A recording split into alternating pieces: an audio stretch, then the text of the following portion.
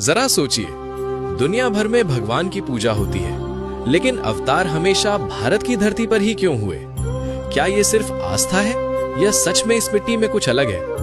राम का जन्म अयोध्या में हुआ, कृष्ण ने मथुरा की जेल में जन्म लिया, हनुमान किष्किंधा की धरती पर प्रकट हुए।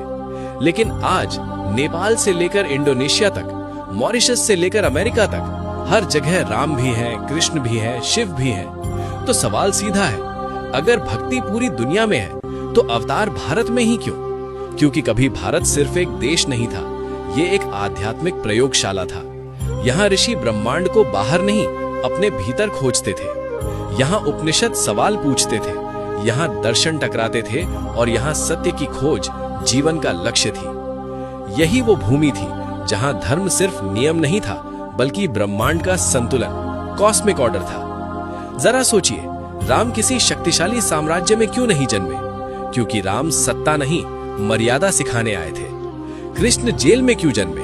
क्योंकि वो दिखाना चाहते थे, अंधेरा कितना भी गहरा हो, प्रकाश वहीं जन्म लेता है। दुनिया के कई हिस्सों में ईश्वर डर बनकर आए, लेकिन भारत में ईश्वर संवाद बनकर आए। यहाँ भगवान से सवाल भी किया गया, यहाँ उनसे बहस भी हुई, और गीता में कृष्ण ने कहा, हे पार्थ, पहले समझो फिर निर्णय लो।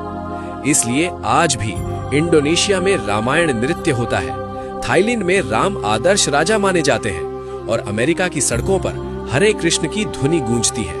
क्योंकि अवतार भारत में जन्मे, लेकिन उनका संदेश पूरी मानवता के लिए था।